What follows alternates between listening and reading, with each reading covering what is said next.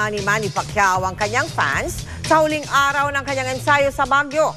Matapos nito, mahigit isang buwang pagsasanay pa ang pagdaraanan ng pambansang kamao sa Amerika bago harapin si Timothy Bradley. Nakatutok si Mark Zambrano live mula sa Baguio. Mark? Meli, binuhos na nga ng ating pambansang kamao na si Sarangani Representative Manny Pacquiao ang lahat sa huling araw ng kanyang training camp dito sa Baguio City. Matapos ang mahigit 2 linggong training camp sa Baguio City, hindi pa rin nagpaawat sa ensayo ang 8-weight division world champion. 4 na rounds ang sparring katapat ng Russian welterweight na si Ruslan Provodnikov at 2 round kasama ang lightweight na si Rustam Nugayev ang magkasunod na ginawa ni Pacquiao. Sa pambihirang ng pagkakataon, pinayagan ng GMA News na makuna ng video ang isang round ng sparring ni Pacquiao at Nugayev.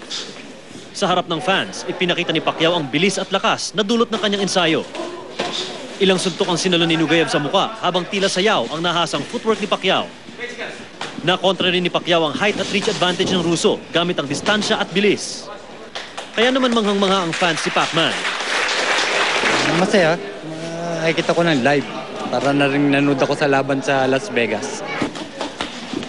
Bagaman 50 to 60% fight condition pa lang ang pambansang kamao, alam raw ni Pacquiao ang dapat paghandaan pagdating sa mga kalabang si Timothy Bradley.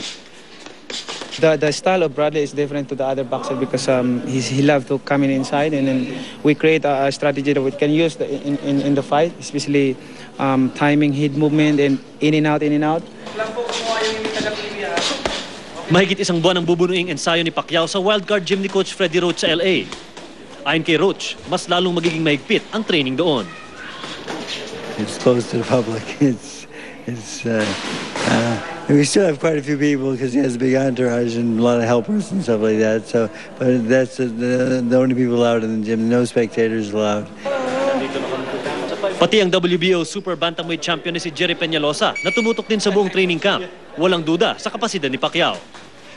Yung speed, lahat, mas advantage lahat kay Manny Pacquiao.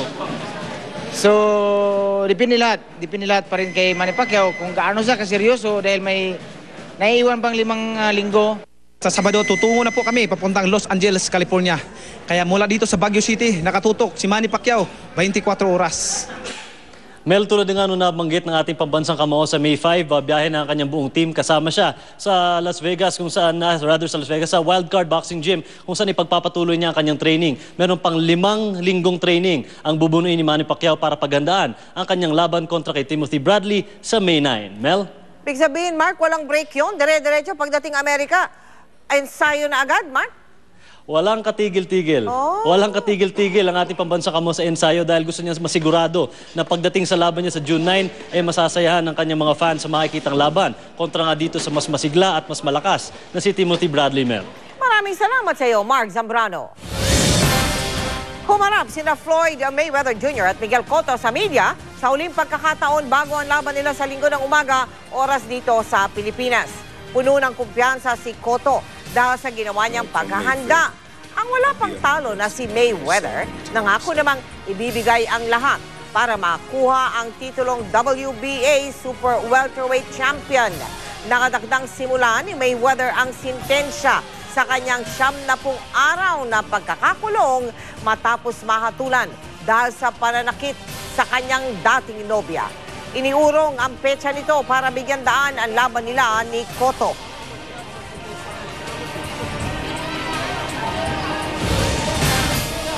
Kaligtasan mo sa Alerto 24. Sinalakay ng mga pulis at mga tauhan ng Optical Media Board o OMD o PE ang ilang tindahan ng piniratang DVD sa Laguna pati na sa Parañaque. Nagkatensyon pa nang umalma ang ilang tindero. Si Jong Consulta, naka-Alerto 24 eksklusibo.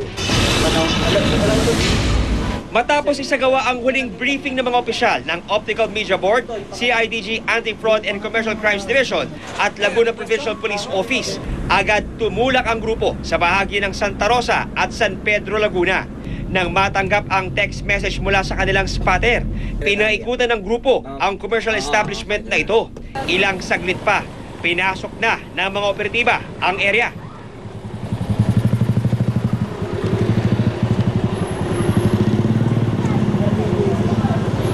Mabilis na kinumpiska ng raiding team ang sangkaterbang piniratang DVDs ng local at international films na ibinebenta sa mga tindahan. Pero biglang tumaas ang tensyon nang magkasagutan ang ilang tindero at pulis. Sa gitna ng operasyon, pinatayan ng ilaw ang grupo ni OMB Chair Ronnie Ricketts para di makita ang ibang nakatagong DVDs. Sinubukan pang itago ang sako-sakong DVDs na ito, pero natuntun din ng OMB ang mga sako. Puno ng mga nakalata pa na mamahaling uri ng piniratang DVDs.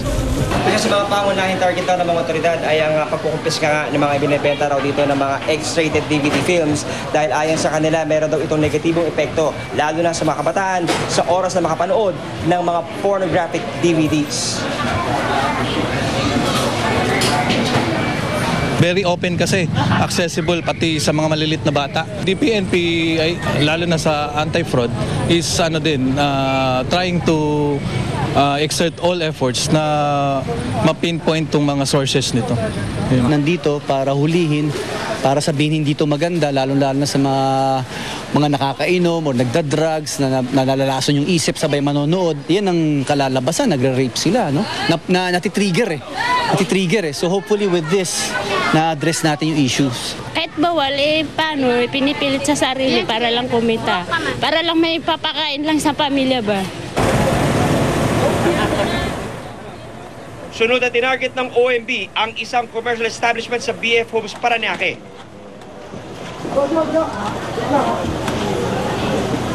Ang mga inabutang vendor walang nagawa kundi maiyak ng simula ng hakutin ang kanilang mga iligal na paninda.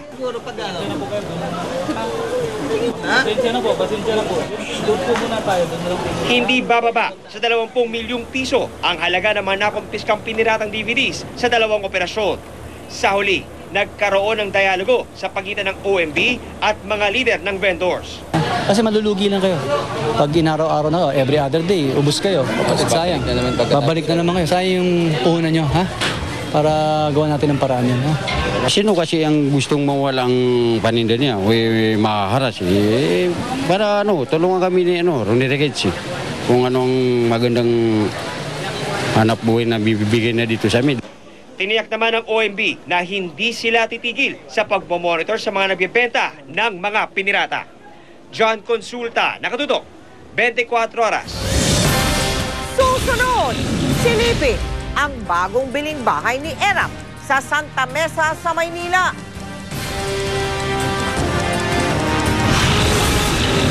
Lumang bahay sa Amerika, giniba gamit ang tangke de gera.